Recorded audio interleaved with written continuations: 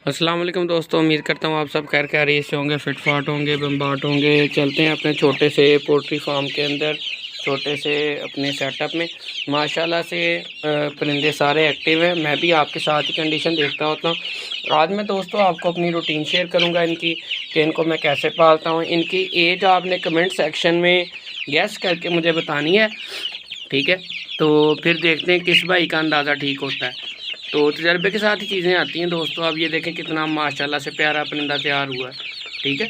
तो एज आपने इनकी गैस करके बतानी कि इनकी इस टाइम कितनी एज हो सकती है, और इनका वज़न भी आपने गैस करना है।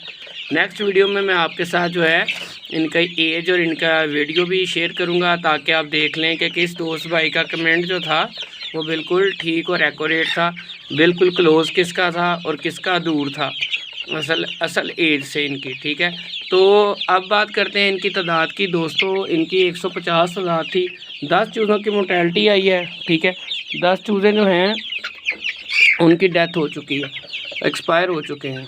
इतना चूज़ा तकरीबन चला ही जाता है। 10% की मार्जिन होता है आपके पास, कि 10% अगर चूज़े मर जाएं तो वो इतना लॉस नहीं गिना जाता। अगर आपने टोटल चूज़े जितने भी डालें उसमें से अगर 10% का लॉस हो जाए तो उसको हम इतना लॉस कंसिडर नहीं करते। ये इतना कंट्रोल शेड या अच्छे फार्म पर भी 10% चूज़े की मोर्टेलिटी आ ही जाती है।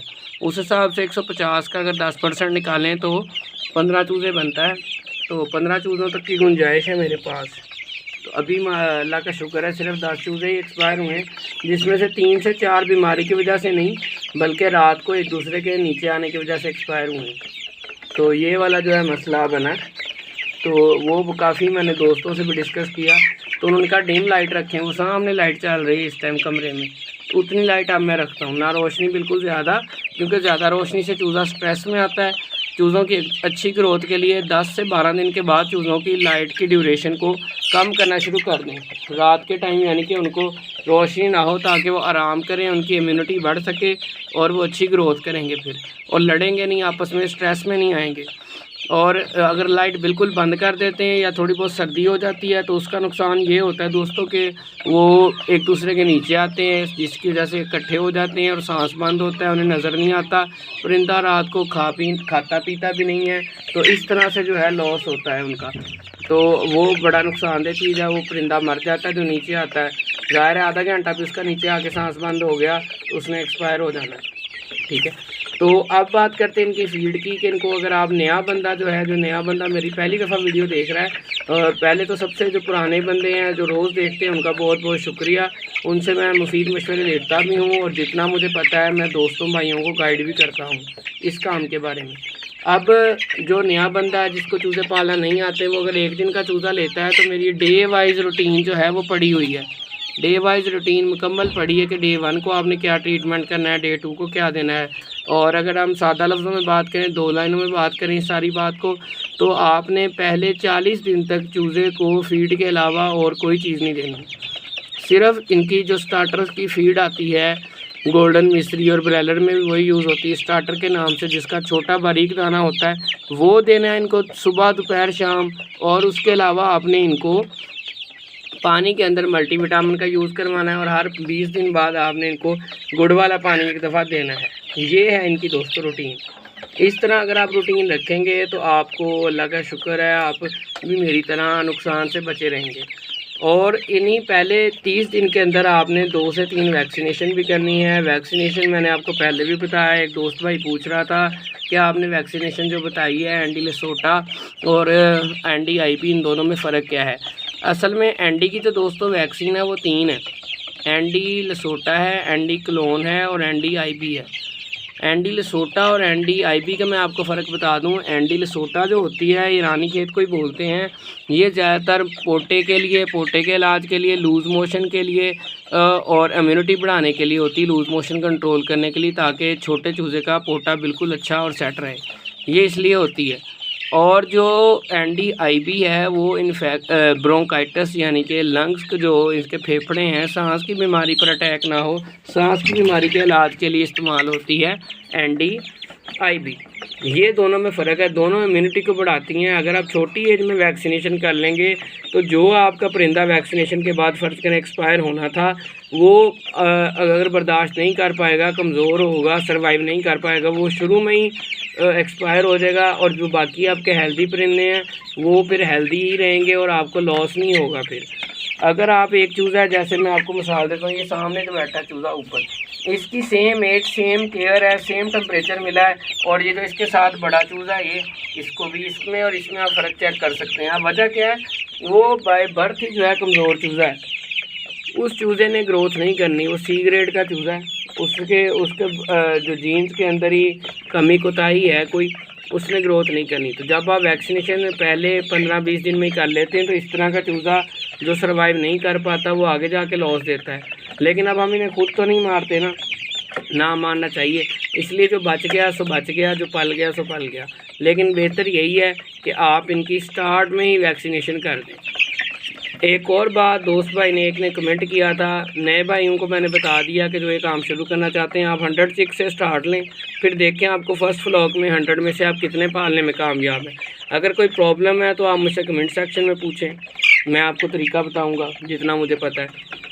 अकले कुल तो मैं भी नहीं हूँ, मैंने भी यहाँ यूट्यूब से सीखा भी है और सिखाया भी है, ठीक है।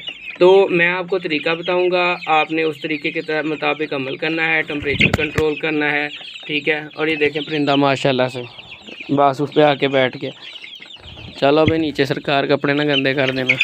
अच्छा, तो आपने उस तरीके पर अमल करना है तो इंशाल्लाह 40 दिन के अंदर अंदर आपका चूज़ा जो है वो तकरीबन 350 ग्राम चला जाएगा। अनाड़ी बंदा 300 ग्राम तक ले जाएगा। अच्छा जो एक्सपर्ट बंदा है वो 350 से 400 ग्राम तक भी ले जाता है 40 दिन के अंदर अंदर गोल्डन मिस्री चूज़े को। वो उसमें आपने फीड का ही इस्तेमाल करना है। एक और भाई ने कमेंट किया था मुझे कि आप भाई ये फालतू चीज़ें बार बार वो एक ही गलती करते हैं, एक ही नुकसान कर रहे हैं। तो ये देखें दोस्तों, इसका जो सीज़न होता है, अगर आप गर्मियों में छोटा चूज़ा लेते हैं तो आपको बहुत फ़ायदा है। अगर आप सर्दी के स्टार्ट में लेते हैं ना तो आपको इतना फ़ायदा नहीं है, क्योंकि सारी सर्दियां गुजर जानी है, इसने तैयार नहीं होना, इसकी मार्केट वैल्यू नहीं बननी। सर्दी के अंदर छोटा चूज़ा नहीं बिकता, बड़ा चूज़ा ही बिकता है। मुर्गी बिकती, मुर्गा बिकता है, अंडे देता। लोग या तो अंडों के लिए लेते हैं या फिर गोश्त के लिए लेते हैं। अब ना ही अंडों के काबिल हैं इस टाइम और ना ही ये गोश्त के काबिल हैं। इसलिए मुझे एक तो ये है कि इनको पालने की बहुत जल्दी नहीं है कि मैं टोटल फीड पर रखूँ। अगर मैं टोटल थ्रू आउट इनको फीड देता हूँ उससे कॉस्ट बहुत ज़्यादा बढ़ जाती है। उतने के बाद में फिर ये मुकम्मल तौर पर सेल नहीं होते, उतना रेट आपको नहीं मिलता, ख़ास तौर पे अगर तादाद में थोड़े हों। अगर तो आप पूरी गाड़ी बेचते हैं, गाड़ी वालों से रेट लेते हैं जगह जगह से, और वो दूसरे सिटी से आके भी आपका माल उठा के ले जाते हैं। गाड़ी के लिए कम से कम वज़न 600 kg तक होना चाहिए। तो ये 140 हैं, 140 का अगर एक मुर्गी तैयार होगी 1 kg की भी होगी तो 140 kg बन जाएगा। ज़्यादा से ज़्यादा 160 kg पे ले जाऊंगा मैंने, तो मैं इनको 600-700 kg तक नहीं ले जा सकता कि मुझे अच्छा रेट मिले। मुझे रेट अपने सिटी के हिसाब से दरमियाना सा रेट ही मिलना है, जो मुझे पता है इतना अच्छा नहीं होता, लेकिन उसी रेट के मुताबिक मैं स्ट्रेटजी अपनी रखता हूँ कि कम चूज़े हैं, हल्का रेट है, तो मैं इनको हल्के में ही पाल लूँ। उसके लिए क्या करना है कि पहले 30 से 35 दिन आपने इनको लाजमी तौर पर फीड देनी है। उसके बाद आहिस्ता आहिस्ता इनको दूसरी गज़ाओं पर लगाना है। जैसे आप यहाँ पर नीचे मिर्चें देख सकते हैं, ये छुरी यहीं के लिए है, इसी इस्तेमाल के लिए रखी है, ये इन्हीं के लिए रखी हुई, छोटे छोटे पीस करके देने के लिए। प्याज हैं, ये गोभी पूरी फूल गोभी थी, ये फूल गोभी फेंकी हुई थी, इन्होंने ऊपर से फूल उसका सारा खा लिया, ये डंडल रह गया है। हरी मिर्च है, पालक है, टमाटर है, प्याज है, थोड़ा थोड़ा ये इस्तेमाल करवा रहा हूँ साथ इनको, और साथ में इनको फीड का इस्तेमाल करवा रहा हूँ। एक टाइम पेट भर के फीड खाते हैं ये, और एक टाइम ये सब्ज़ियाँ, फल फ्रूट, इस तरह की चीज़ें जो बाज़ार में मंडी में मुझे फ्री में मिल जाती हैं वो मैं इनको देता हूँ। इस तरह से क्या होगा कि ये टाइम थोड़ा 10-15 दिन शायद ज़्यादा ले जाए, लेकिन हमने कौन सा आगे जाके आग बुझानी है, तो हमने जो है इसी तरह से इनको पाल लेना है, फीड भी देते रहना है और ग़िज़ाइयत भी पूरी रहनी है फीड की वजह से, और वज़न भी होता रहना है, और एक टाइम की बचत भी होती रहनी है। एक टाइम फीड अच्छी से और एक टाइम गुजारा, एक टाइम फीड एक टाइम गुजारा। और पानी में हर हफ्ते में 3 दफ़ा, 2 से 3 दफ़ा आपने जो है इनको देना है मल्टीविटामिन, ठीक है। मल्टीविटामिन यूज़ करवाना है, फर्मेंटो मल्टीविटामिन है, साइमोस्ट्रेस मल्टीविटामिन है। इस पर मैं डिटेल से ऑलरेडी वीडियो बना चुका हूँ कि मल्टीविटामिन यूज़ कितनी दफ़ा करवाना है, कब कब करवाना है। उम्मीद करता हूँ आपको हमारी आज की वीडियो पसंद आई होगी। उसामा के बर्ड्स यूट्यूब चैनल पर अगर आप पहली मरतबा आए हैं तो आप हमारे यूट्यूब चैनल को सब्सक्राइब करें ताकि हमारी हर आने वाली नई वीडियो आप तक पहुँच सके। दुआओं में याद रखें, मिलते हैं इंशाल्लाह अपनी नेक्स्ट वीडियो में। अल्लाह हाफिज़। कोई भी बात हो आप कमेंट सेक्शन में हमसे पूछ सकते हैं।